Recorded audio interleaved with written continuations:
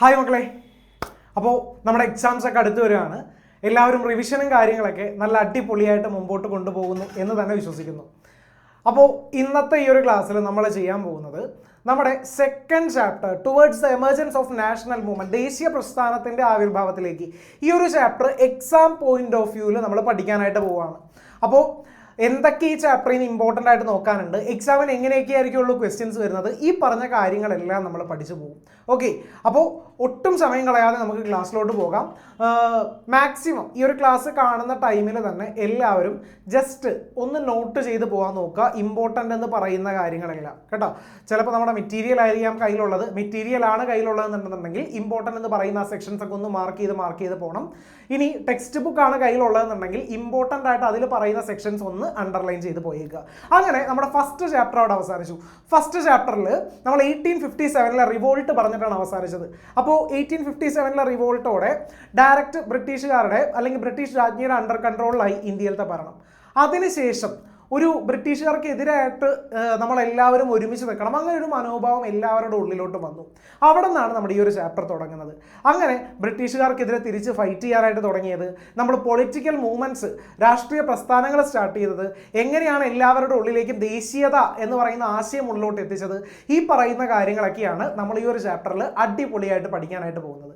Okay, അപ്പോൾ ഈ ചാപ്റ്ററിൽ ഇമ്പോർട്ടൻ്റ് ആയിട്ട് നോക്കേണ്ട സെക്ഷൻസ്, എന്തൊക്കെ കാര്യങ്ങളാണ് ദേശീയത വളർത്താനായിട്ട് സഹായിച്ച ഘടകങ്ങൾ എന്നുള്ളത് ഇമ്പോർട്ടൻ്റ് ആണ്. കുറച്ച് ഫാക്ടേഴ്സ് ചാപ്റ്ററിൻ്റെ ആദ്യം പഠിക്കും. പിന്നെ അതിനുശേഷം മുമ്പോട്ട് പോകുമ്പോൾ ഇന്ത്യൻ നാഷണൽ കോൺഗ്രസിനെ പറ്റിയിട്ട് പഠിക്കും.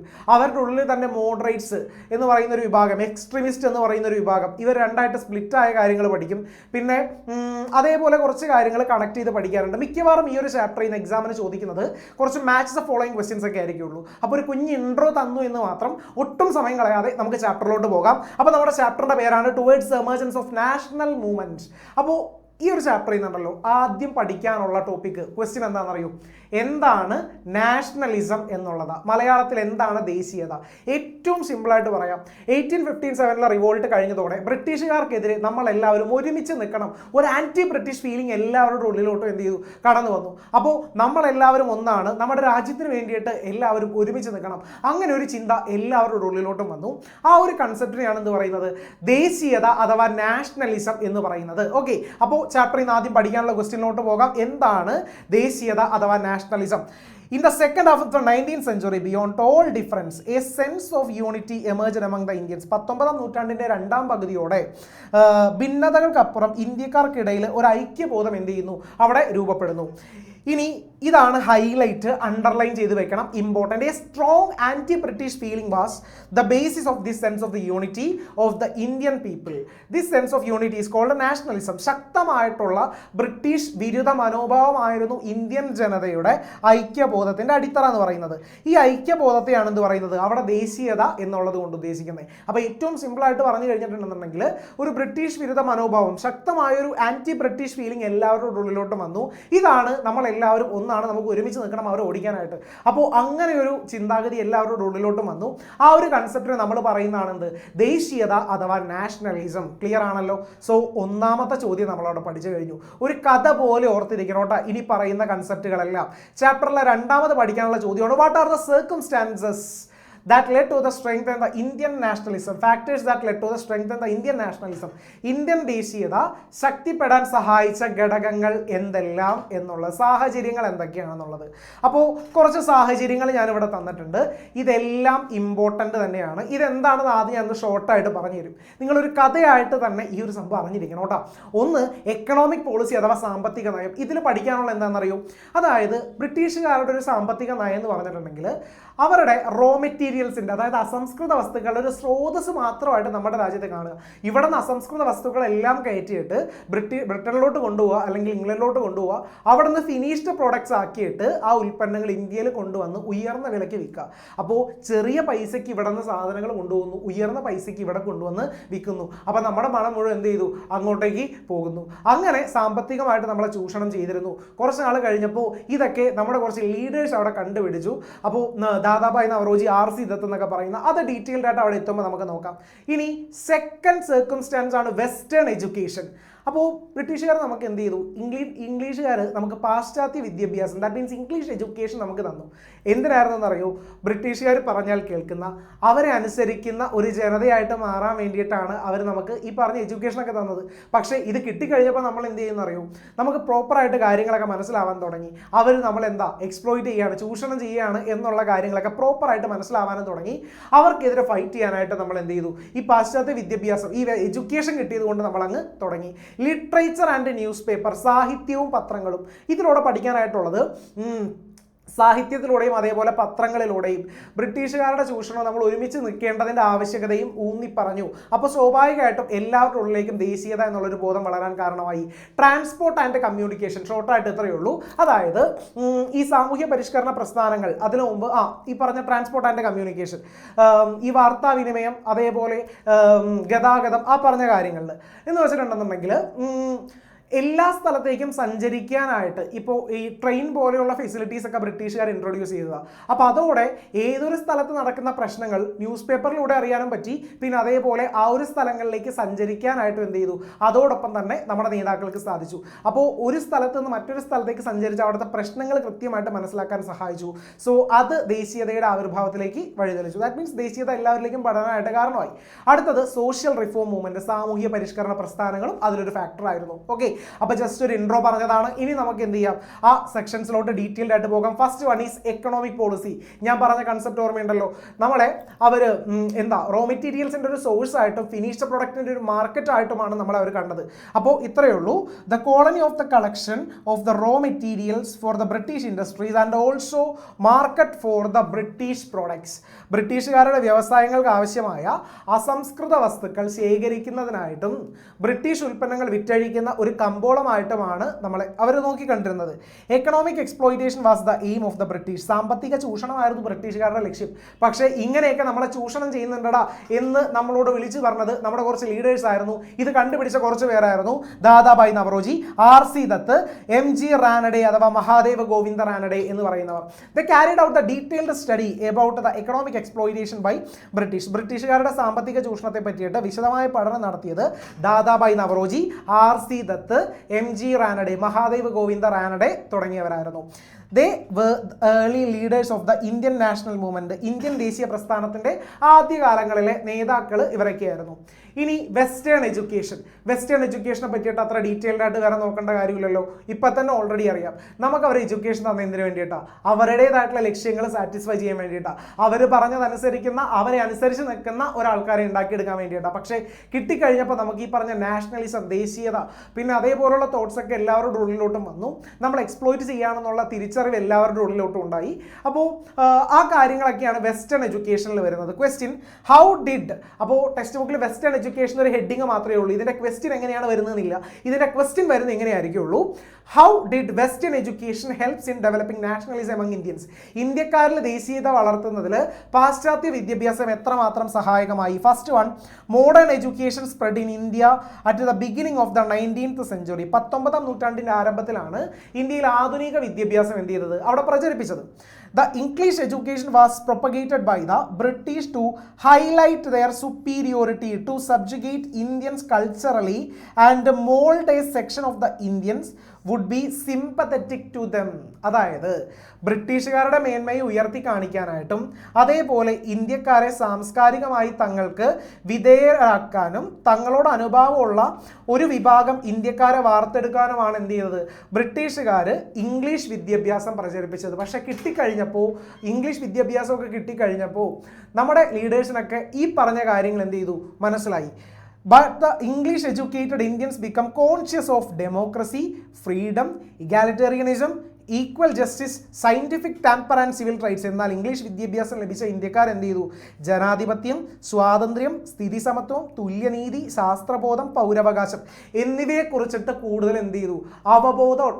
അവബോധമുള്ളവരായിട്ട് അവിടെ മാറി. ഓക്കെ, ഇനി English become the common language of exchange of ideas for the people coming from the different part of the country. രാജ്യത്തിൻ്റെ വിവിധ ഭാഗങ്ങളിൽ നിന്ന് അങ്ങോട്ടും ഇങ്ങോട്ടും വരുന്നവർക്ക് എന്താ ഒരു കോമൺ ലാംഗ്വേജ് ആയിട്ട് ഇത് മാറി, നമ്മുടെ ഇംഗ്ലീഷ് ലാംഗ്വേജ് അവിടെ മാറി. ഓക്കെ, രാജ്യത്തിൻ്റെ വിവിധ പ്രദേശങ്ങളിൽ നിന്ന് വരുന്നവർക്ക് ആശയവിനിമയത്തിനുള്ള ഒരു പൊതുഭാഷയായിട്ട് ഇംഗ്ലീഷ് മാറി. Next, western education helps the Indians to understand about the economic and social weakness of the country. This led to the emergence of nationalism. അതായത് പുതിയ ആശയങ്ങൾ പരിചയപ്പെട്ട ഇന്ത്യക്കാർ തങ്ങളുടെ രാജ്യം എങ്ങനെ ബ്രിട്ടന്റെ കീഴിലായി എന്ന് ചിന്തിച്ചു. ബ്രിട്ടീഷ് ആധിപത്യം അവസാനിപ്പിക്കേണ്ടതിൻ്റെ ആവശ്യകതയെ പറ്റിയിട്ട് നിരന്തരം സംസാരിച്ചു. രാജ്യത്തിൻ്റെ സാമൂഹിക സാമ്പത്തിക ദൗർബല്യങ്ങൾ തിരിച്ചറിഞ്ഞ് പാശ്ചാത്യ വിദ്യാഭ്യാസം ഇന്ത്യക്കാരെ സഹായിച്ചു.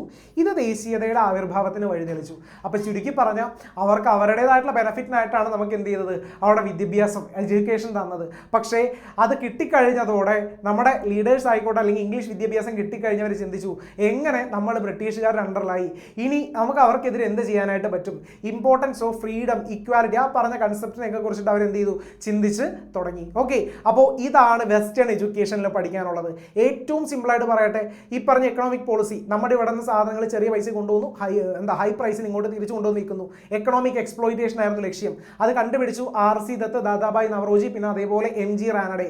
അത്രയുള്ള അവിടെ പഠിക്കാൻ. ഇവിടെ നമ്മളിപ്പോൾ എന്താ പഠിച്ചത്, ഇവിടെ പഠിച്ചു അതിലും സിമ്പിളായിട്ടുള്ള കാര്യം വെസ്റ്റേൺ എഡ്യൂക്കേഷൻ തന്നപ്പോൾ അവർക്ക് അവരുടേതായിട്ടുള്ള ലക്ഷ്യങ്ങൾ ഉണ്ടായിരുന്നു. പക്ഷേ പിന്നീട് എന്ത് സംഭവിച്ചു, പിന്നീട് എഡ്യൂക്കേഷൻ കിട്ടിയ ഇന്ത്യൻസ് അവർക്കെതിരെ ചിന്തിക്കാനായിട്ട് തുടങ്ങി. നമ്മൾ ഇങ്ങനെയൊക്കെ അവർ ചൂഷണം ചെയ്യുന്നുണ്ട് എന്നുള്ളൊരു തിരിച്ചറിവ് എല്ലാവരുടെ ഉള്ളിലോട്ടും വന്നു കഴിഞ്ഞു. ഇനി നെക്സ്റ്റ്, അവിടെ ലിറ്ററേച്ചർ ആൻഡ് ന്യൂസ് പേപ്പർ എന്നുള്ളതിൽ ലിറ്ററേച്ചറിലൂടെയും ന്യൂസ് പേപ്പേഴ്സിലൂടെയും എന്ത് സംഭവിച്ചു, എല്ലാവരിലേക്കും നാഷണലിസം, ദേശീയത എന്ന് പറയുന്ന ഒരു കൺസെപ്റ്റ് എഴുത്തിലൂടെ എത്തിക്കാനായിട്ട് സാധിച്ചു. ബ്രിട്ടീഷ് ചൂഷണമൊക്കെ തുറന്നു കാട്ടി. അപ്പോൾ പരീക്ഷയ്ക്ക് ഈ ചാപ്റ്ററിൽ നിന്ന് ഇതേപോലെ ഒരുപാട് ടേബിൾസ് കാണാൻ പറ്റും. ഈ ടേബിൾസിൽ നിന്നൊക്കെ എല്ലാം ഒന്ന് പഠിച്ചു വെച്ചേക്കുക. എന്തായാലും ഒരു ടേബിൾ ക്വസ്റ്റ്യൻ ചോദിക്കുന്നത് ഈ ഒരു ചാപ്റ്ററിൽ നിന്നായിരിക്കുള്ളൂ. അപ്പോൾ മേജർ നാഷണൽ ലിറ്റററി ഫിഗേഴ്സ്, അതായത് പ്രധാന ദേശീയ സാഹിത്യകാരന്മാരും അവരുടെ ഭാഷയെ പറ്റിയിട്ടാ. ബങ്കിം ചന്ദ്ര ചാറ്റർജി, രവീന്ദ്രനാഥ ടാഗോർ, ഏത് ഭാഷയാ, ബംഗാളി. അതേപോലെ ലക്ഷ്മിനാഥ് ബെസ്ബറുവ, ഏതാ, അസമീസ്. അതേപോലെ വിഷ്ണു ശാസ്ത്രി ചിപ്ലുങ്കർ, മറാത്തി ഭാഷ. സുബ്രഹ്മണ്യ ഭാരതി, തമിഴാണ്. പിന്നെ അതേപോലെ ഭാരതേന്ദു ഹരിചന്ദ്ര, പ്രേംചന്ദ്, രണ്ടും ഹിന്ദി ഭാഷ. അൽതാഫ് ഹുസൈൻ, കഴിഞ്ഞ വർഷം 10ാം ക്ലാസ്സിലെ ടെക്സ്റ്റ് മാറുന്നതിന് മുമ്പ് അവിടെ ഉണ്ടായിരുന്നതാണ്, അവിടെ ഉറുദു ഭാഷ. ഏറ്റവും ലാസ്റ്റ് നമുക്ക് പരിചയമുള്ള ഒരു പേരാണ് വള്ളത്തോൾ നാരായണ മേനോൻ, മലയാളം. ഓക്കെ, അപ്പോൾ ഈ മേജർ നാഷണൽ ലിറ്റററി ഫിഗേഴ്സും അതേപോലെ ലാംഗ്വേജസും പ്രോപ്പറായിട്ട് അവിടെ പഠിച്ചു വെച്ചേക്കണം കേട്ടോ, ഇമ്പോർട്ടൻ്റ് ആണ്. അപ്പോൾ പരീക്ഷയ്ക്ക് ചിലപ്പോൾ ഒരു മാച്ച് ഫോളോയിങ്ങോ ടേബിൾ കംപ്ലീഷനോ ഒക്കെ ആയിട്ടായിരിക്കും ചോദിക്കുന്നത്. ഓക്കെ, അപ്പോൾ കഴിഞ്ഞു. ഇനി ന്യൂസ് പേപ്പേഴ്സ്, ഇത് ഇമ്പോർട്ടൻ്റ് ആണ്. ഇതിൻ്റെ ഉള്ളിൽ നിന്ന് വൺ വേർഡ് ചോദിക്കാം, എക്സ്പ്ലനേഷൻ ലെവലിൽ ചോദിക്കാം. ഇത് കണക്ട് ചെയ്തിട്ടാണ് നമ്മൾ രാജാറാം മോഹൻ റോയിയൊക്കെ പറ്റിയിട്ട് പഠിക്കുന്നത്. അപ്പോൾ ഒരുപാട് ന്യൂസ് പേപ്പേഴ്സ് ഇംഗ്ലീഷ് ലാംഗ്വേജിലും റീജിയണൽ ലാംഗ്വേജിലും പല സ്ഥലത്തേക്ക് ആ സമയത്ത് സ്പ്രെഡ് ചെയ്യാൻ തുടങ്ങിയിട്ടുണ്ടായിരുന്നു. അപ്പോൾ ഫസ്റ്റ് പോയിന്റായിട്ട് നോക്കേണ്ടത്, ഇന്ത്യൻ പത്രപ്രവർത്തനത്തിന് തുടക്കം കുറിച്ച സാമൂഹ്യ പരിഷ്കർത്താവ് ആരായിരുന്നു? ഒരു മാർക്കിന്റെ ചോദ്യം. രാജാറാം മോഹൻ റോയ്. അണ്ടർലൈൻ ചെയ്ത് വെക്കണം, പഠിക്കണം. Okay, the social reformer Rajaram Mohan Roy pioneered the journalism in India. അപ്പോൾ ഇന്ത്യൻ പത്രപ്രവർത്തനത്തിന് തുടക്കം കുറിച്ച ആരാ? സാമൂഹ്യ പരിഷ്കർത്താവായിരുന്ന രാജാറാം മോഹൻ റോയ് ആണ് എല്ലാത്തിനും എന്ത് ചെയ്തത്, അവിടെ തുടക്കം കുറിച്ചത്. അറിഞ്ഞിരിക്കുക. ഇനി 2 പത്രങ്ങളുണ്ട് അദ്ദേഹത്തിന്റെ, വളരെ വളരെ വളരെ ഇമ്പോർട്ടന്റ്, അണ്ടർലൈൻ ചെയ്ത് വെക്കണം. Sambad Kaumudi in Bengali and Miratul Akbar in Persia. Okay, അപ്പോൾ Sambad Kaumudi in Bengali and Miratul Akbar in Persia. അദ്ദേഹം ആരംഭിച്ച പത്രങ്ങളാണ് ബംഗാളി ഭാഷയിലെ സമ്പാദ് കൗമുദിയും പേർഷ്യൻ ഭാഷയിലെ മിറാത്തുൽ അക്ബർ എന്ന് പറയുന്ന പത്രവും. Such newspapers were able to respond and criticize the British policies and patronize a critical mindset against exploitation. അതായത് ബ്രിട്ടീഷ് നയങ്ങളെ വിമർശിക്കാനും അവർ നമ്മളെ ചൂഷണം ചെയ്യുകയാണ് എന്ന് എല്ലാവരിലേക്കും എത്തിക്കാനും എല്ലാവരിലേക്കും ബ്രിട്ടീഷ് വിരുദ്ധ മനോഭാവം എത്തിക്കാനായിട്ടും ദേശീയത വളർത്താനായിട്ടും ഒരു പരിധിവരെ എന്ത് സഹായിച്ചു? ഈ പത്രങ്ങൾ സഹായിച്ചു. മാച്ച് ദ ഫോളോയിങ്ങിൽ ഇത്രയും നേരം പഠിപ്പിച്ച കാര്യങ്ങളിൽ നിന്ന് ഞാൻ രാജാറാം മോഹൻ റോയെ കുറിച്ചിട്ട് ചോദിച്ചോട്ടെ. രാജാറാം മോഹൻ റോയുടെ 2 ന്യൂസ് പേപ്പേഴ്സ് നമ്മൾ ഇപ്പോൾ പഠിച്ചിട്ടുണ്ടായിരുന്നു. ഏതൊക്കെയാ? യെസ്, ഒരുമിച്ച് പറയാൻ നോക്കുക. സമ്പാദ് കൗമുദി, മിറാത്തുൽ അക്ബർ. ഏതൊക്കെയാ? സമ്പാദ് കൗമുദി, മിറാത്തുൽ അക്ബർ. അതിൽ ഒരെണ്ണം സമ്പാദ് കൗമുദി ബംഗാളി ഭാഷയിലും മിറാത്തുൽ അക്ബർ അവിടെ പേർഷ്യൻ ലാംഗ്വേജിലുമായിരുന്നു എന്നറിഞ്ഞിരിക്കണം കേട്ടോ. കഴിഞ്ഞു. ഇനി നെക്സ്റ്റ് വൺ, ന്യൂസ് പേപ്പേഴ്സും ലാംഗ്വേജും. Okay, yes. അപ്പോൾ പറഞ്ഞോട്ടെ. ഒന്നാമത്തത് അമൃത് ബസാർ പത്രിക. ബംഗാളി ഭാഷയിലായിരുന്നു. Second one the Hindu Times of India, അത് നമുക്ക് ഓൾറെഡി അറിയാവുന്നതാണ്, അത് ഇംഗ്ലീഷ് ഭാഷയിലുള്ള പത്രങ്ങളാണെന്നുള്ളത്. ഇത് നമ്മൾ ലൈവ് ക്ലാസ് എടുത്ത സമയത്ത് ഞാൻ ക്ലാസ്സിലേക്ക് ഒരാളെ സ്പോട്ട് ചെയ്തിട്ടുണ്ടായിരുന്നു. അവൻ്റെ പേര് അമീൻ എന്നായിരുന്നു. അപ്പോൾ അവനെ കണക്ട് ചെയ്തിട്ട് നമുക്ക് പഠിക്കാമെന്ന് പറഞ്ഞു. അൽ അമീൻ എന്ന് പറയുന്ന പത്രം മലയാളം. ഇനി ഒരു ക്വസ്റ്റ്യൻ ചോദിച്ചോട്ടെ, മാതൃഭൂമി പഠിപ്പിച്ചപ്പോൾ നമ്മൾ ക്ലാസ്സിൽ ഒരു സിനിമയുടെ ഭാഗം കാണിച്ചു തന്നിരുന്നു, ഒരാളെയൊക്കെ കാണിച്ചു തന്നിരുന്നു. ഏത് സിനിമയാണെന്ന് അറിയാവുന്നവരെന്ന് കമൻറ്റ് ചെയ്യുക കേട്ടോ. നമ്മുടെ ക്ലാസ്സിൽ ഒരു സിനിമയുടെ ഒരു ഭാഗം കാണിച്ചിട്ടാണ് ഒരാൾ പേപ്പർ വായിച്ചുകൊണ്ടിരുന്നു, അയാളുടെ തലയിൽ ബക്കറ്റിൽ വെള്ളം കോരി ഒഴിച്ചു. അതിൽ നിന്ന് കണക്ട് ചെയ്തിട്ടാണ് നമ്മൾ ആ ഒരു പേപ്പറിൻ്റെ കാര്യങ്ങളൊക്കെ ഓർത്തിരുന്നത്. ഏത് സിനിമയാണ് എന്ന് ഓർമ്മയുള്ളവർ വീഡിയോയുടെ താഴെ കമൻറ്റ് ചെയ്യുക. Okay, yes. അപ്പോൾ മാതൃഭൂമി മലയാളം. അപ്പോൾ ഒരു പ്രാവശ്യം കൂടെ പത്രവും ഭാഷയും എന്ന് പറഞ്ഞേ. അമൃത് ബസാർ പത്രിക, ശിശിർ കുമാർ ഘോഷ്, അത് എന്താ അതിൻ്റെ പത്രാധിപനാണ്, മീൻസ് ഓണറാണ്. ലാംഗ്വേജ് നോക്കുകയാണെങ്കിൽ ബംഗാളി. അതേപോലെ the Hindu Times of India English. പിന്നെ അതേപോലെ തന്നെ മാതൃഭൂമി, അൽ അമീൻ, ഇത് രണ്ടും മലയാളം ഭാഷയിലുണ്ടായിരുന്ന പത്രങ്ങളാണ്. ഓക്കെ, ഇനി ഒരു മാർക്കിന് ചോദിക്കാവുന്ന ചോദ്യം, ഇമ്പോർട്ടൻറ്റ് അണ്ടർലൈൻ ചെയ്തു വെച്ചോ, 2 പ്രാവശ്യം അണ്ടർലൈൻ ചെയ്തു വെച്ചോ. The vernacular press act enacted by ആരായിരുന്നു? പ്രാദേശിക അല്ലെങ്കിൽ നാട്ടുഭാഷാ പത്ര നിയമം നടപ്പിലാക്കിയത് ലോർഡ് ലിട്ടൺ. ഓക്കെ, ലിട്ടൺ പ്രഭു നടപ്പിലാക്കിയതായിരുന്നു നാട്ടുഭാഷ പത്ര നിയമം എന്ന് പറയുന്നത്.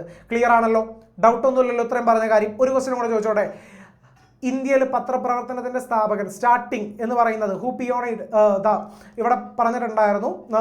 ജേർണലിസം ഇൻ ഇന്ത്യ, പത്രപ്രവർത്തനത്തിന് തുടക്കം കുറിച്ച് സാമൂഹ്യ പരിഷ്കർത്താവ് ആരായിരുന്നു? അവിടെ രാജാ റാംമോഹൻ റോയ്. 2 പത്രങ്ങൾ ഏതൊക്കെയാ? സമ്പാദ് കൗമുദി, മീറാത്തുൽ അക്ബർ. പിന്നെ അതിനുശേഷം ബാക്കി പേപ്പേഴ്സ് ഒന്ന് നോക്കിയിരിക്കുക. ഇനി the vernacular press act enacted by Lytton പ്രഭു നടപ്പിലാക്കിയ നാട്ടുഭാഷ പത്ര നിയമം ആരാണ് നടപ്പിലാക്കിയെന്ന് ചോദിച്ചാൽ അവിടെ ലിട്ടൺ പ്രഭുവിന്റെ കേസും ഓർത്തിരുന്നേക്കണം. ക്ലിയർ ആണല്ലോ ഇതുവരെ പറഞ്ഞ കേസസ്? Okay, yes. അപ്പോൾ അടുത്ത സെക്ഷനിലോട്ട് പോകുന്നു. ഇനിയാണ് സോഷ്യൽ റിഫോം മൂവ്മെന്റ്സ്, സാമൂഹ്യ പരിഷ്കരണ പ്രസ്ഥാനങ്ങൾ. മെയിനായിട്ട് കുറച്ച് പേരെ കുറിച്ചിട്ട് ഇവിടെ പഠിക്കാനുണ്ട്. ഓക്കെ, അതിൽ ഒന്നാമത്തെ ആളാണ് രാജാ റാം മോഹൻ റോയ്. ഓക്കെ, ഇന്ത്യയിലുണ്ടായ സാമൂഹ്യ പരിഷ്കരണത്തിന് തുടക്കം കുറിച്ചത് ആരായിരുന്നു? രാജാ റാം മോഹൻ റോയ് ആയിരുന്നു.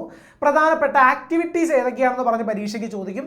ഇമ്പോർട്ടൻ്റ് ആണ് അദ്ദേഹം ചെയ്ത പ്രധാനപ്പെട്ട കാര്യങ്ങൾ ഏതൊക്കെയാണെന്നുള്ളത്. ഇപ്പം തന്നെ പഠിച്ചു പോകണം. ഞാൻ പറയുമ്പോൾ എൻ്റെ ഒപ്പം ഒരു 2-3 പ്രാവശ്യമെങ്കിലും റിപ്പീറ്റ് ചെയ്ത് പറയാൻ നോക്കണം. ഒന്ന്, played a crucial role in abolishing Sati. Okay, Sati നിർത്തലാക്കുന്നതിൽ മുഖ്യ പങ്ക് വഹിച്ചു. Second point, started many school to impart modern education, ആധുനിക വിദ്യാഭ്യാസത്തിനായി നിരവധി സ്കൂളുകൾ സ്ഥാപിച്ചു. ഒരു പ്രാവശ്യം കൂടെ പറഞ്ഞേ, he played a crucial role in abolishing sati.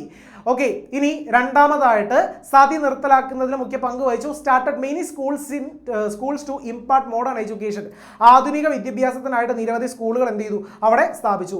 Started social reform movement called Brahmo Samaj എന്ന സാമൂഹ്യ പരിഷ്കരണ പ്രസ്ഥാനം അവിടെ ആരംഭിച്ചു. അപ്പോൾ അണ്ടർലൈൻ ചെയ്ത് വെച്ചേക്കുക, കാരണം മാച്ച് ഫോളോയിങ്ങിൽ ചോദിക്കാം, 1 മാർക്കിന് ചോദിക്കാം. ബ്രഹ്മസമാജം ആരാണ് സ്ഥാപിച്ചത്? സാമൂഹ്യ പരിഷ്കർത്താവായിരുന്നു ആരാ? രാജാ റാം മോഹൻ റോയ്.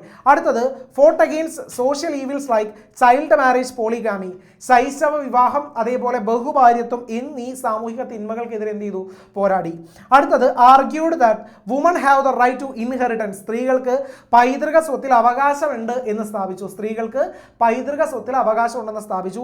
അടുത്തത്, സ്റ്റുഡ് അഗെയിൻസ്റ്റ് ഐഡിയോൾട്രി ആൻഡ് പോളിതെസിസം, വിഗ്രഹാരാധന, ബഹുദൈവ വിശ്വാസം എന്നിവയ്ക്കെതിരെ എന്ത് ചെയ്തു? അദ്ദേഹം നിലകൊണ്ടു. Okay, yes. അപ്പോൾ ഒരു പ്രാവശ്യം കൂടെ ഈ പറഞ്ഞ കാര്യങ്ങളൊന്ന് പറഞ്ഞു നോക്കണം സ്പീഡിൽ. ഓക്കെ, റെഡി അല്ലേ? ഇപ്പം തന്നെ പഠിക്കണം എന്നുള്ളൊരു മൈൻഡ് സെറ്റോടെ ഇരിക്കട്ടെ. ഇതൊന്നും പഠിക്കാൻ വേറെ സമയം മാറ്റി വെക്കരുത്. ഓക്കെ, ഒരു പ്രാവശ്യം കൂടെ എൻ്റെ ഒപ്പം ഒന്ന് പറഞ്ഞു നോക്കണം. Played a crucial role in abolishing Sati, Sati നിർത്തലാക്കുന്നതിൽ നിർണായക പങ്ക് വഹിച്ചു. Started many school to impart modern education, ആധുനിക വിദ്യാഭ്യാസത്തിന് നിരവധി സ്കൂളുകൾ സ്ഥാപിച്ചു. പിന്നെ ബ്രഹ്മസമാജം ആരംഭിച്ചു. Okay, social reform movement called Brahmo Samaj.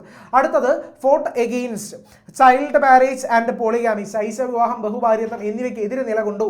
അടുത്തത്, argued that woman have the right to inheritance, സ്ത്രീകൾക്ക് പൈതൃക സ്വത്തിൽ അവകാശമുണ്ടെന്ന് വാദിച്ചു. Last point, stood against idolatry and പോളിതെസിസം, വിഗ്രഹാരാധന, ബഹുദൈവ വിശ്വാസം എന്നിവയ്ക്കെതിരെ എന്ത് ചെയ്തു? അദ്ദേഹം അവിടെ നിലകൊണ്ടു. ഓക്കെ, സോ കഴിഞ്ഞു. അടുത്തതിലോട്ട് പോകുന്നു, ജ്യോതി റാവു ഫുലെ. ഓക്കെ, ഇതേപോലെ തന്നെ കുറച്ച് കൺസെപ്റ്റുകൾ അദ്ദേഹത്തെ കുറിച്ചിട്ട് പഠിക്കാനുള്ളൂ. അപ്പോൾ മഹാരാഷ്ട്രയിൽ കുറച്ച് താഴ്ന്നതെന്ന് വിചാരിച്ചിരുന്ന ഒരു വിഭാഗങ്ങൾ, അപ്പോൾ താഴ്ന്ന ജാതിയിൽപ്പെട്ട ആളുകൾക്ക് വേണ്ടിയിട്ട് പ്രവർത്തിച്ച ആളായിരുന്നു ആര്? ജ്യോതി റാവു ഫുലെ എന്ന് പറയുന്നത്.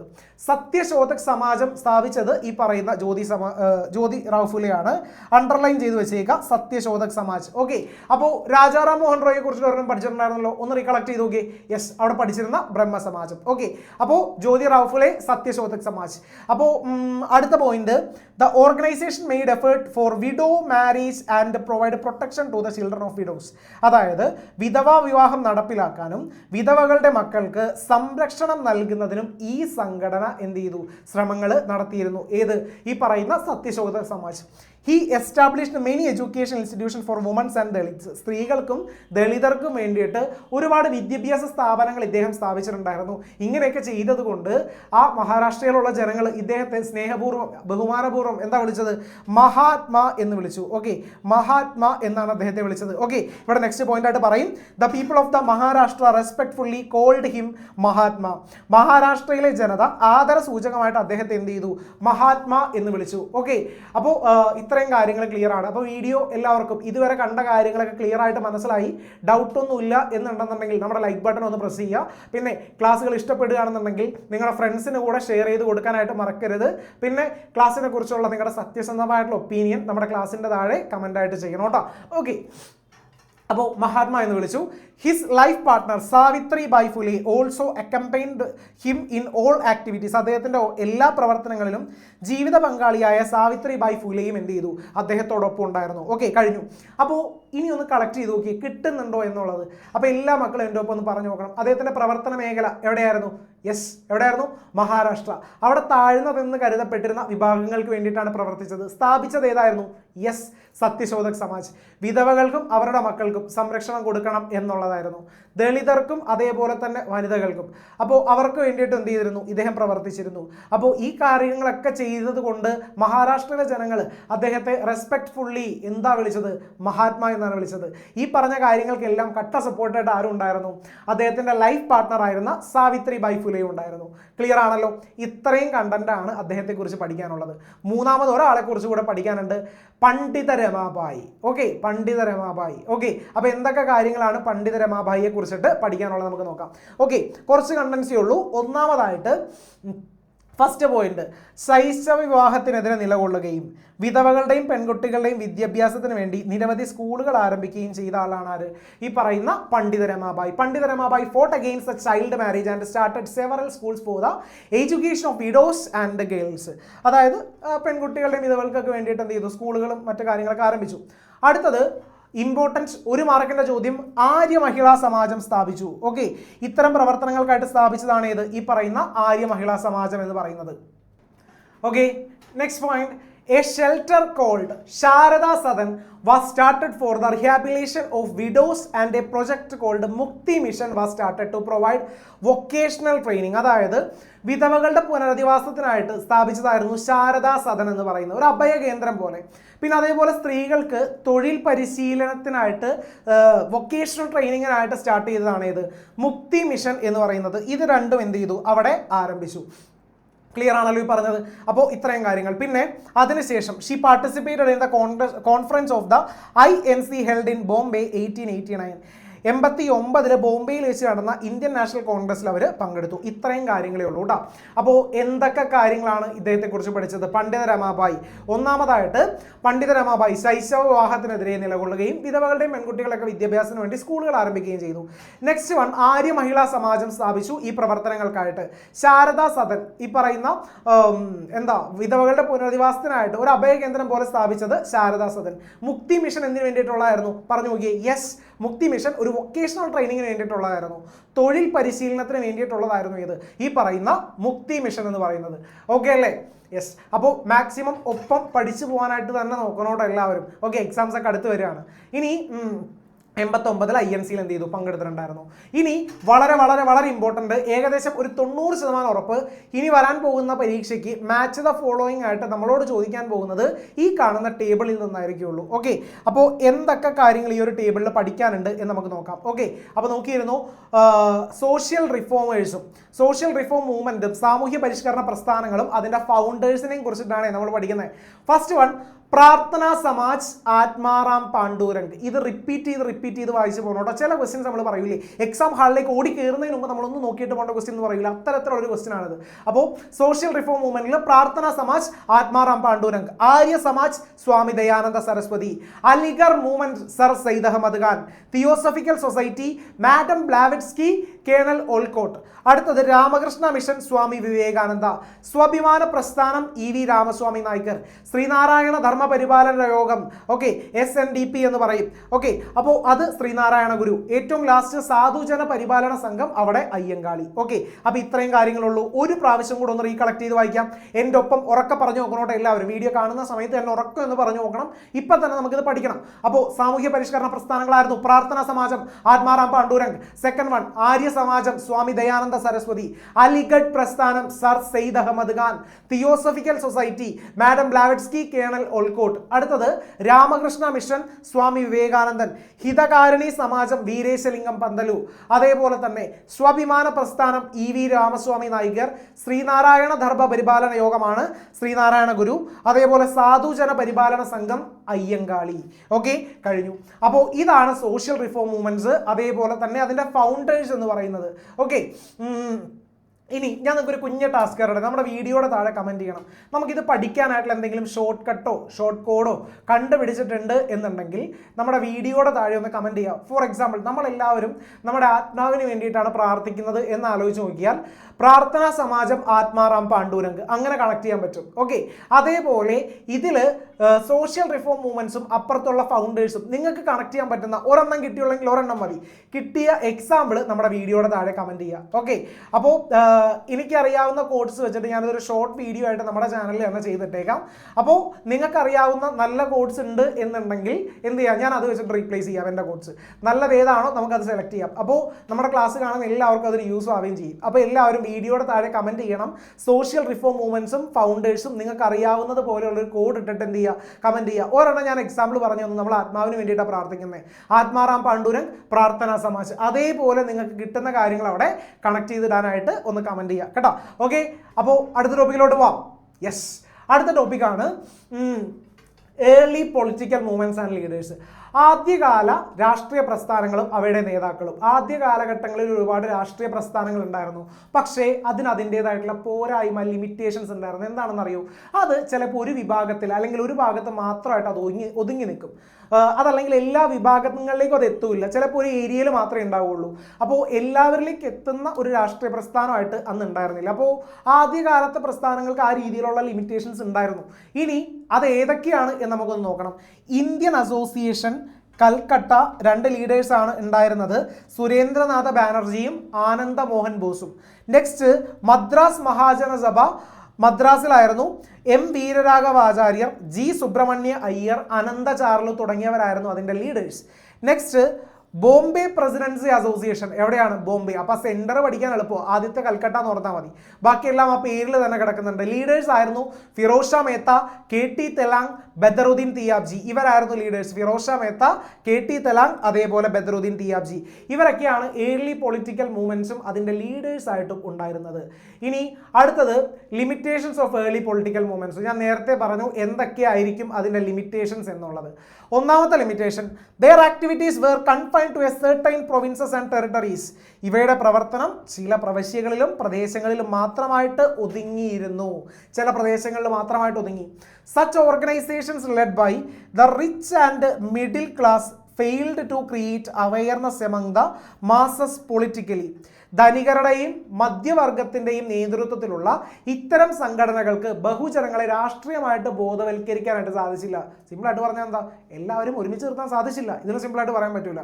Last, in this context the need to form an all India organization was strengthened. ഈ സാഹചര്യത്തിൽ ഒരു അഖിലേന്ത്യാ സംഘടന രൂപീകരിക്കേണ്ടതിൻ്റെ ആവശ്യകത ശക്തിപ്പെട്ടു. അങ്ങനെ ഉയർന്നു വന്നൊരു പ്രസ്ഥാനമാണ് ഇത് ഇന്ത്യൻ നാഷണൽ കോൺഗ്രസ് എന്ന് പറയുന്നത്. ഓക്കെ, ഏതാ? ഇന്ത്യൻ നാഷണൽ കോൺഗ്രസ്, INC എന്ന് പറയുന്നത്. ഓക്കെ, അപ്പോൾ എന്തൊക്കെ കാര്യങ്ങൾ INC കുറിച്ചിട്ട് പഠിക്കാനുണ്ട്? ഓക്കെ, ഇന്ന് കാണുന്ന ഈ INC കുറിച്ചിട്ട് ഇതേപോലെ ഒന്നും ആയിരുന്നില്ല ആദ്യ കാലങ്ങളിൽ അതിൻ്റെ അവസ്ഥ. അപ്പോൾ എന്തൊക്കെയാണ് ആ ഒരു കാര്യത്തെക്കുറിച്ചിട്ട് നമുക്ക് പഠിക്കാനുള്ളതെന്നൊക്കെ നമുക്ക് നോക്കാം. First one, what are the declared objectives of the Indian National Congress? കോൺഗ്രസിൻ്റെ പ്രഖ്യാപിത ലക്ഷ്യങ്ങൾ എന്തെല്ലാം എന്നുള്ളത്. ഒന്നാമത്തെ ലക്ഷ്യം, to foster friendly relation among the political activist in different part of India. അതായത് ഇന്ത്യയുടെ വിവിധ ഭാഗങ്ങളിലുള്ള എല്ലാ രാഷ്ട്രീയ പ്രവർത്തകർക്കിടയിലും ഒരു സൗഹൃദ ബന്ധം വളർത്തുക. കാരണം നമ്മുടെ അൾട്ടിമേറ്റ് എയിം എന്ന് പറയുന്നത് ബ്രിട്ടീഷുകാർക്കെതിരെ ഫൈറ്റ് ചെയ്യുക എന്നുള്ളതാണ്. അപ്പോൾ ആ ഒരു ബോധം എല്ലാവരുടെ ഉള്ളിലേക്ക് എത്തിക്കുക. Second, to foster and strengthen the sense of national unity irrespective of caste, religion and province. ജാതിയുടെ, മതത്തിൻ്റെയോ പ്രവിശ്യയുടെയോ വ്യത്യാസമില്ലാതെ ദേശീയത എന്നൊരു ഐക്യബോധം എല്ലാവരിലേക്കും എത്തിക്കുക. രണ്ടാമത്തെ പോയിന്റ് ക്ലിയർ. മൂന്നാമത്തത്, formulate and give shape to common needs and present them to British government. പൊതു ആവശ്യങ്ങൾക്ക് രൂപം നൽകുകയും അവ ബ്രിട്ടീഷ് ഗവൺമെൻറ് മുൻപാകെ അവതരിപ്പിക്കുകയും ചെയ്യുക. നമ്മുടെ ആവശ്യങ്ങൾ എന്താണെന്ന് അവരെ പ്രോപ്പറായിട്ട് അറിയിക്കുക. Form A public opinion and organise people in the country. രാജ്യത്ത് പൊതു അഭിപ്രായം രൂപീകരിക്കുകയും ജനങ്ങളെ സംഘടിപ്പിക്കുകയും ചെയ്യുക. Next point. അടുത്തത്, allow centers in India for all India competitive examination as well. അഖിലേന്ത്യാ മത്സര പരീക്ഷകൾക്ക് ഇന്ത്യയിലും എന്ത് ചെയ്യുക, അവിടെ കേന്ദ്രങ്ങൾ അനുവദിക്കുക. ഓക്കെ, അപ്പോൾ ഇത്രയും പോയിന്റ്സ് ആണ് അവിടെ പഠിക്കാനായിട്ടുള്ളത്. ഇതിലേതെങ്കിലും ഒരു 4 പോയിന്റ്സ് എങ്കിലും അറ്റ്ലീസ്റ്റ് അവിടെ എന്ത് ചെയ്യുക, പഠിച്ചിരിക്കുക. സിമ്പിൾ ആണ്. ഒന്ന്, എല്ലാവർക്കും ഇടയിൽ സൗഹൃദം വളർത്തുക.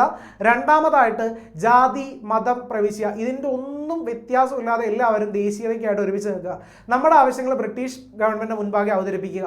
രാജ്യത്ത് ഒരു പൊതു അഭിപ്രായം രൂപപ്പെടുത്തുക.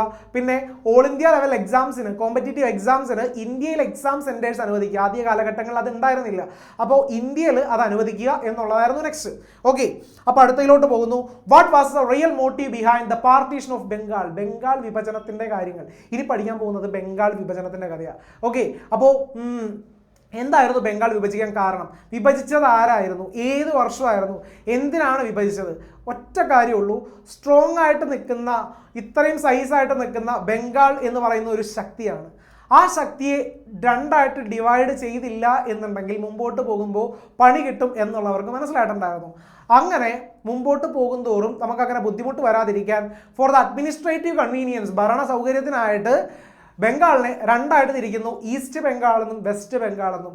ഓക്കെ, കഴ്സൺ പ്രഭു, ലോർഡ് കഴ്സൺ ആണ് എന്ത് ചെയ്തത്, അവിടെ രണ്ടായിട്ട് അവിടെ സ്പ്ലിറ്റ് ചെയ്തത് ബംഗാളിനെ. അതേ തുടർന്ന് പല പ്രശ്നങ്ങളും എന്ത് ചെയ്യുന്നു, ഉണ്ടാവുന്നു. അപ്പോൾ ആ കഥയാണ് നമ്മൾ ഇനി പഠിക്കാനായിട്ട് പോകുന്നത്. നോക്കാം. Yes, what was the real motive behind the partition of Bengal. Bengal വിഭജനത്തിന് പിന്നിലെ പ്രധാന ലക്ഷ്യം എന്തായിരുന്നു എന്നുള്ളത് പരീക്ഷയ്ക്ക് ചോദിക്കുന്ന ക്വസ്റ്റ്യൻ അങ്ങനെയായിരിക്കും കേട്ടോ. നമ്മുടെ ടെക്സ്റ്റ് ബുക്കിൽ പാർട്ടീഷൻ ഓഫ് ബംഗാൾ എന്ന് പറഞ്ഞ് മാത്രമേ തന്നിട്ടുള്ളൂ. ഞാൻ ഇതിൽ ഓരോ സെക്ഷൻസും നിങ്ങൾക്ക് പറഞ്ഞു തരുന്നത് ക്വസ്റ്റ്യൻ ആൻസർ പോയിന്റ് ഓഫ് വ്യൂവിലാണ്. ഇതേപോലെ തന്നെ എഴുതി വെച്ച് പഠിക്കാൻ നോക്കുക. The British authorities devised the various strategies to weaken the Congress led struggles. കോൺഗ്രസിന്റെ നേതൃത്വത്തിൽ നടക്കുന്ന സമരങ്ങളെ ദുർബലപ്പെടുത്താൻ ബ്രിട്ടീഷ് അധികാരികൾ പല തന്ത്രങ്ങൾ അവിടെ ആവിഷ്കരിച്ചു.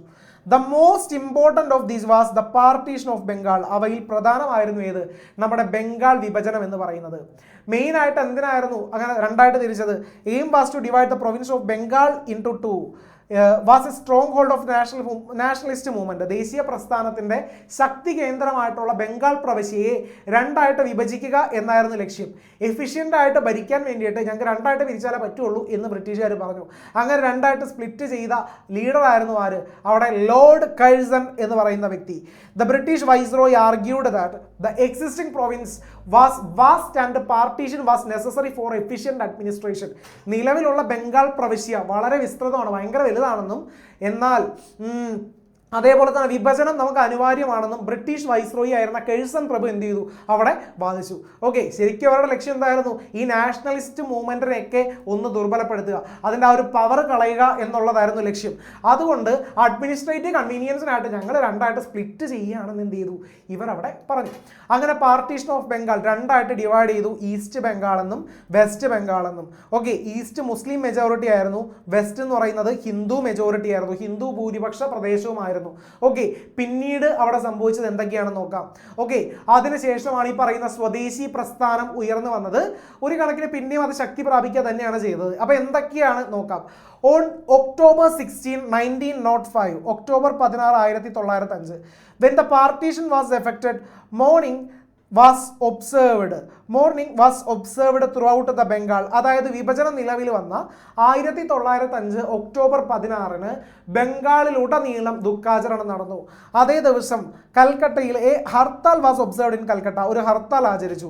ഓക്കെ, ആ സമയത്ത് അവർ പാടിയ പാട്ടായിരുന്നു, ഒരു വിപ്ലവ ഗാനമായിരുന്നു, രവീന്ദ്രനാഥ് ടാഗോർ രചിച്ച അമർ സോനാർ ബംഗ്ല എന്നുള്ളത്. ഓക്കെ, നമ്മൾ ക്ലാസ്സിൽ എടുത്തപ്പോൾ ഇതിന്റെ കുറച്ച് ലൈൻസ് അവിടെ കേൾപ്പിച്ച് തന്നിട്ടുണ്ടായിരുന്നു. അമർ സോനാർ ബംഗ്ല എന്ന് പറയുന്നത്. People also gathered in the street signing the patriotic song Amar Sonar Bangla composed by Rabindranath Tagore. Okay, these protests turned into a massive strike. ഇത് പ്രതിഷേധങ്ങൾക്ക് വലിയൊരു സമരമായിട്ട് മാറി. ഇതാണ് പിന്നീട് എന്ത് സ്റ്റാർട്ട് ചെയ്തത്, അവിടെ സ്വദേശി മൂവ്മെന്റ് എന്നറിയപ്പെട്ടത്. സ്വദേശി മൂവ്മെന്റ് സ്റ്റാർട്ട് ചെയ്തത്, സ്വദേശി പ്രസ്ഥാനം സ്റ്റാർട്ട് ചെയ്തത് ഇതോടെയായിരുന്നു. അപ്പൊ എന്തൊക്കെ കാര്യങ്ങൾ സ്വദേശി പ്രസ്ഥാനത്തിൽ നമുക്ക് പഠിക്കാനുണ്ടെന്നുള്ളത് നോക്കാം. The Indian national movement was energized by the സ്വദേശി മൂവ്മെന്റ്. ഇന്ത്യൻ ദേശീയ പ്രസ്ഥാനത്തിന് ശക്തമായ ഒരു കുതിച്ചാട്ടം ഉണ്ടായത് സ്വദേശി പ്രസ്ഥാനത്തോടെയായിരുന്നു. എന്താണ് സ്വദേശി പ്രസ്ഥാനം? സ്വദേശി എന്നുള്ളത്, അതായത് നമ്മുടെ ദേശം, നമ്മൾ നമ്മുടെ നാടിന് വേണ്ടിയിട്ട് എന്ത് ചെയ്യുക, പ്രവർത്തിക്കുക, അവർക്ക് നേട്ടം ഉണ്ടാക്കി കൊടുക്കാതിരിക്കുക. ഓക്കെ, സെൽഫ് റിലയൻസ് ഇതായിരുന്നു അതിൻ്റെ മെയിൻ പ്രിൻസിപ്പിൾ എന്ന് പറയുന്നത്. സ്വാശ്രയത്വമായിരുന്നു അതിൻ്റെ അടിസ്ഥാന തത്വം എന്ന് പറയുന്നത്. ഓക്കെ, അപ്പോൾ നോക്കാം എന്തൊക്കെയാണെന്നുള്ളത്. The main mode of struggle of this movement was the use of Indian goods and boycott of British goods. Indian വസ്തുക്കളുടെ ഉപയോഗവും ബ്രിട്ടീഷ് വസ്തുക്കളുടെ ബഹിഷ്കരണവുമായിരുന്നു ഈ പ്രസ്ഥാനത്തിന്റെ പ്രധാന സമര രീതി എന്ന് പറയുന്നത്. അതിന്റെ മെയിൻ കൺസെപ്റ്റ് ആയിരുന്നു ഇത്, ഞാൻ പറഞ്ഞ പോലെ സെൽഫ് റിലയൻസ് അഥവാ സ്വാശ്രയം എന്ന് പറയുന്നത്. ഓക്കെ, അപ്പൊ എന്തൊക്കെ കാര്യങ്ങൾ സ്വദേശി മൂവ്മെന്റിൽ പഠിച്ചു? പാർട്ടീഷൻ ഓഫ് ബംഗാൾ നിലവിൽ വന്ന ഒക്ടോബർ 16, 1905 ദുഃഖാചരണം, കൽക്കട്ടയിൽ മുഴുവനായിട്ട് ഹർത്താൽ. അന്ന് അവർ പാടിയ പാട്രിയോട്ടിക് സോങ് ആയിരുന്നു അമർ സോനാർ ബംഗ്ലാർ. ആരാണ് എഴുതിയത്? രവീന്ദ്രനാഥ ടാഗോർ. അതിനുശേഷം മാസീവ് സ്ട്രൈക്ക് നടക്കുന്നു, സ്വദേശി മൂവ്മെന്റ് ആരംഭിക്കുന്നു. അപ്പോൾ ഇന്ത്യൻ ദേശീയ പ്രസ്ഥാനത്തിന് ഒരു പുത്തൻ ഉണർവ് പകർന്നതായിരുന്നു ഇത്, ഈ പറയുന്ന സ്വദേശി മൂവ്മെന്റ് എന്ന് പറയുന്നത്. അതിനുശേഷം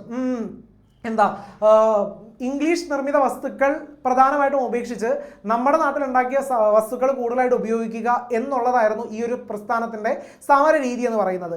self Reliance was the main concept of the സ്വദേശി മൂവ്മെന്റ്. സ്വാശ്രയം എന്നതായിരുന്നു സ്വദേശി പ്രസ്ഥാനത്തിന്റെ പ്രധാന ആശയം എന്ന് പറയുന്നത്. ക്ലിയർ ആണല്ലോ ഇതുവരെ പറഞ്ഞ കാര്യങ്ങളൊക്കെ?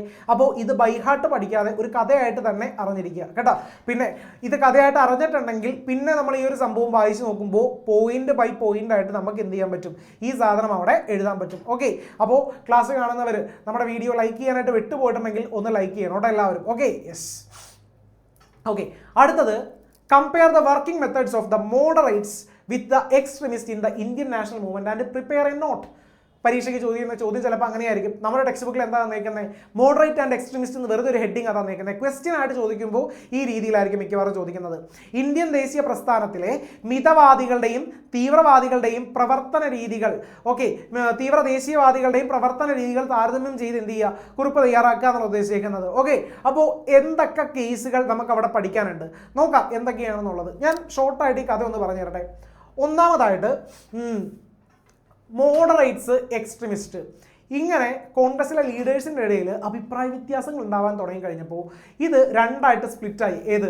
ഈ പറയുന്ന നാഷണൽ മൂവ്മെൻറ്റിൻ്റെ ഇടയിൽ ദേശീയ പ്രസ്ഥാനങ്ങളൊക്കെ അങ്ങനെ മുമ്പോട്ട് പോയിക്കൊണ്ടിരിക്കുന്ന സമയത്ത് കോൺഗ്രസ് ലീഡേഴ്സിൻ്റെ ഇടയിൽ തന്നെ അഭിപ്രായ വ്യത്യാസം ഉണ്ടാവുകയാണ്. അങ്ങനെ അവർക്കിടയിൽ അഭിപ്രായ വ്യത്യാസം രൂക്ഷമായി കഴിഞ്ഞപ്പോൾ കോൺഗ്രസ് ലീഡേഴ്സിൻ്റെ ഒരു വിഭാഗം പറഞ്ഞു, നമ്മൾ നേരിട്ട് ബ്രിട്ടീഷുകാരായിട്ട് അടിച്ചു നിന്നാൽ ഓപ്പൺ സ്ട്രഗിളിന് പോയാലേ നമുക്ക് നേട്ടം ഉണ്ടാവുകയുള്ളൂ. ഒരു വിഭാഗം പറഞ്ഞു, പോരാ, നമ്മൾ ഇപ്പോൾ പോകുന്ന പോലെ സമാധാനപരമായിട്ട് സമരം ചെയ്ത് പോയാൽ മതി. അപ്പോൾ ഒരു വിഭാഗം സമ്മതിച്ചില്ല, മറ്റൊരു വിഭാഗം എന്ത് ചെയ്തു, അങ്ങനെ തന്നെ പോകണം എന്ന് തന്നെ പറഞ്ഞു.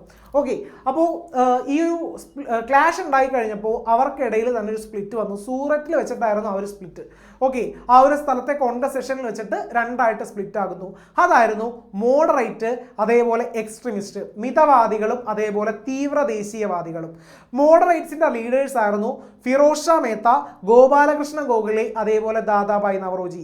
ഇവർ ഒരു ഓപ്പൺ സ്ട്രഗിളിന് പോണ്ട, നമുക്ക് ഇതേപോലെയൊക്കെ തന്നെ പോയാൽ മതി എന്ന് വാദിച്ചവരായിരുന്നു മിതവാദികൾ എന്ന് പറയുന്നത്, അഥവാ മോഡറേറ്റ്സ്. പക്ഷേ മറ്റവരങ്ങനെയായിരുന്നില്ല. ആര്? എക്സ്ട്രീമിസ്റ്റ്, തീവ്ര ദേശീയവാദികൾ. അതിൻ്റെ ലീഡേഴ്സിനെ ലാൽ ബാൽ പാൽ എന്നുള്ള ലെവലിൽ അറിയപ്പെടുന്നത് ലാലാ ലജ്പത് റായ്, ബിപിൻ ചന്ദ്രപാൽ, അതേപോലെ തന്നെ ബാലഗംഗാധര തിലക്. ഇവർ മൂന്ന് പേരുമായിരുന്നു അതിൻ്റെ ഇന്ത്യൻ ലീഡേഴ്സ്. അപ്പോൾ അവർ ബ്രിട്ടീഷുകാരായിട്ട് ഓപ്പൺ സ്ട്രഗിളിന് പോയി കഴിഞ്ഞാൽ തന്നെ വിജയിക്കുകയുള്ളൂ എന്ന് കരുതിയിരുന്നവരാണ്. അപ്പോൾ ഇതാണ് അവരുടെ ഒരു പ്രവർത്തന രീതി എന്ന് പറയുന്നത്. ഒരു വിഭാഗം നേരിട്ടൊരു ഓപ്പൺ സ്ട്രഗിൾ, ഒരു വിഭാഗമാണെങ്കിലോ അങ്ങനെ ഓപ്പൺ സ്ട്രഗിളിനൊന്നും പോകണ്ട, നമുക്ക് നോർമലായിട്ട് ഇപ്പോൾ പോകുന്ന പോലെ സമാധാനപരമായിട്ട് തന്നെ സമരത്തിന് പോയാൽ മതി എന്ന് കരുതിയിരുന്നവരായിരുന്നു. അപ്പോൾ എന്തൊക്കെ കാര്യങ്ങൾ ഇതിൽ പഠിക്കാനുണ്ട് എന്നുള്ളത് നമുക്ക് നോക്കാം. There were difference in the opinion among the leaders regarding the working methods of the Indian National Congress. Indian national കോൺഗ്രസിന്റെ പ്രവർത്തന രീതികളെ സംബന്ധിച്ച് നേതാക്കൾക്കിടയിൽ വ്യത്യസ്ത അഭിപ്രായങ്ങൾ എന്ത് ചെയ്തു, അവിടെ നിലനിന്നിരുന്നു. The early leadership was not ready for an open struggle against the British. ബ്രിട്ടീഷുകാർക്കെതിരെ ഒരു ഓപ്പൺ സ്ട്രഗിളിന് ആദ്യകാലത്തെ ലീഡേഴ്സ് റെഡി ആയിരുന്നില്ല. അവരെ അറിയപ്പെടുന്നതാണ് എന്ത്, ഇപ്പം നിങ്ങൾക്ക് ആൻസർ കിട്ടിയിട്ടുണ്ടാവും, ദേ ആർ മോഡറേറ്റ്സ് അഥവാ മിതവാദികൾ എന്ന് പറയും. ഇനി അതിൻ്റെ പ്രധാനപ്പെട്ട ലീഡേഴ്സ് ആയിരുന്നു ആരൊക്കെ?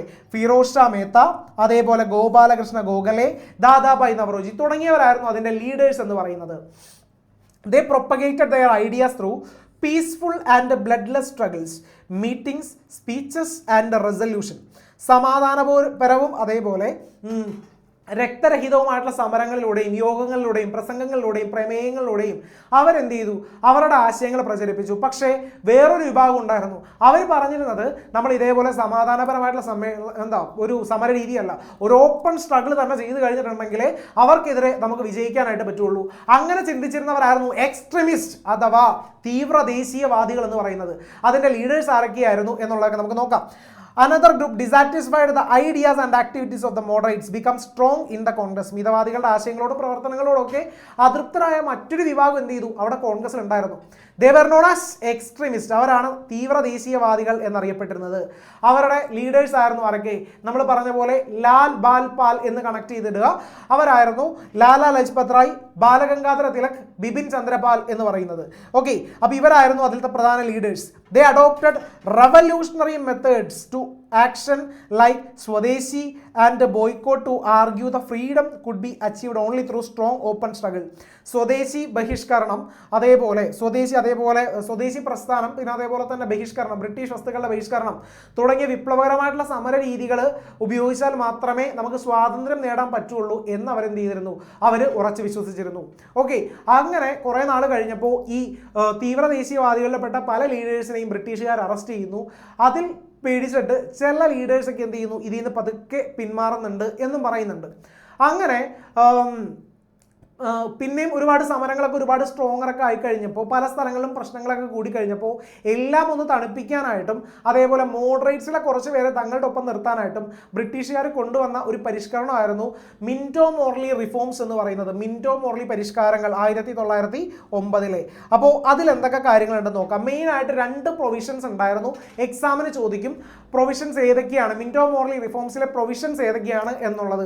First one, main provision of this reform were the provision of separate constituencies for Muslims. Okay, അതായത് മുസ്ലിങ്ങൾക്ക് പ്രത്യേക നിയോജക മണ്ഡലം ഏർപ്പെടുത്തുക ഒന്നാമത്തെ point. And expansion of the function and powers of the legislature, അതായത് നിയമനിർമ്മാണ സഭകളുടെ പ്രവർത്തനങ്ങളും അധികാരങ്ങളും വിപുലപ്പെടുത്തുക എന്നുള്ളത് രണ്ടാമത്തെ. ക്ലിയർ ആണല്ലോ പറഞ്ഞ കൺസെപ്റ്റുകളൊക്കെ? ഒന്ന്, സെപ്പറേറ്റ് മുസ്ലിംസിന് ഒരു സെപ്പറേറ്റ് കോൺസ്റ്റിറ്റ്യുവൻസി, പ്രത്യേക നിയോജക മണ്ഡലം. 2, ഇപ്പോൾ ഉള്ള നിയമനിർമ്മാണ സഭയുടെ പ്രവർത്തനങ്ങളും അധികാരങ്ങളും ഒന്നും കൂടെ എക്സ്പാൻഡ് ചെയ്യുക. ഇതായിരുന്നു മിൻറ്റോ മോർലി റിഫോംസ് എന്ന് പറയുന്നത്. അപ്പോൾ അതിലുള്ള ആ ഒരു 2 പ്രൊവിഷൻസ് ഏതൊക്കെയാണ്, വ്യവസ്ഥകൾ ഏതൊക്കെയാണെന്ന് പറഞ്ഞിട്ട് നമ്മളോട് എക്സാമിന് ചോദിക്കും. അപ്പോൾ ഇത്രയും കൺസെപ്റ്റുകളാണ് അവിടെ അറിഞ്ഞിരിക്കേണ്ടത് കേട്ടോ. യെസ്, അടുത്തതിലോട്ട് പോകാലോ. അടുത്തത് ഹോം റൂൾ ലീഗിനെ പറ്റിയിട്ടാ. എന്താണ് ഹോം റൂൾ ലീഗ്? ഹോം വീട്, റൂൾ ഭരിക്കുക, വീട്ടിലുള്ളവർ ഭരിക്കട്ടെ, ആ ഒരു കൺസെപ്റ്റാണ് അവിടെ ഹോം റൂൾ എന്നുള്ളത് കൊണ്ട് ഉദ്ദേശിക്കുന്നത്. ഇതിൻ്റെ ലീഡേഴ്സ് ആരൊക്കെയായിരുന്നു, എന്തൊക്കെ കാര്യങ്ങൾ ഇതിൽ പഠിക്കാനുണ്ട് എന്നുള്ളത് നമുക്ക് നോക്കാം. ഇതിൽ നിന്ന് പല 1 വേർഡ് ക്വസ്റ്റ്യൻസും ചോദിക്കാം കേട്ടോ.